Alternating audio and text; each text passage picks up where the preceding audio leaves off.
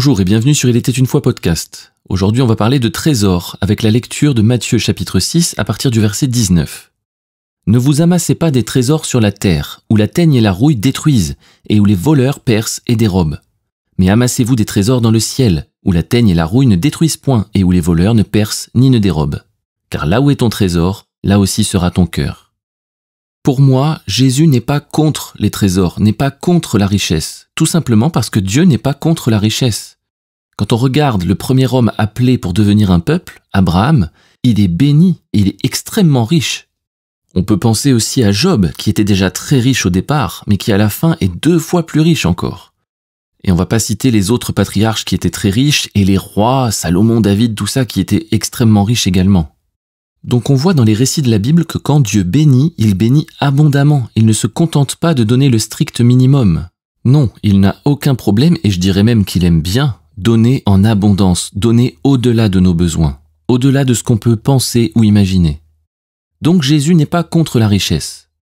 Par contre, il encourage à ne pas les rechercher, à ne pas mettre toute notre énergie dans l'appât du gain. Pourquoi ? Parce que notre énergie doit être mise ailleurs. Elle doit être gardée pour l'essentiel, le reste n'est que pur bonus. Regardons maintenant l'opposition que Jésus fait entre les trésors de la terre et les trésors du ciel. Les trésors sur la terre représentent ce qui est visible, ce qui est palpable, ce que l'on peut toucher, qu'on peut bénéficier immédiatement, ce qui nous sécurise aussi. Donc on est sur un plan à court terme, mais qui est risqué, parce que c'est pas durable. Parce que tout ce qui est sur la terre est soumis au temps, donc potentiellement à la détérioration. Et concernant un trésor, en plus, c'est soumis à la convoitise, donc potentiellement le vol. A contrario, les trésors dans le ciel, ça représente ce qui est invisible, ça nécessite la foi pour l'obtenir. Mais on n'est plus du tout sur le court terme, on est dans la perspective de l'éternité. Mais là, c'est une sécurité absolue, parce que c'est éternel, et c'est hors de portée du vol et de la détérioration.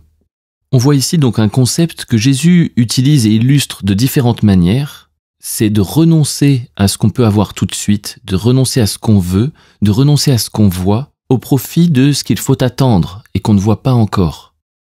Ici, Jésus nous invite à abandonner nos sécurités terrestres. Pourquoi ? Pour obtenir la sécurité céleste.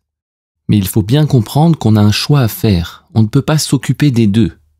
Donc soit on s'occupe de nos sécurités terrestres, auquel cas Dieu ne s'immiscera pas, il nous laissera libres de nos choix, mais c'est avec le risque de tout perdre. Soit on s'occupe de nos sécurités célestes, et auquel cas on laisse Dieu agir pour le terrestre.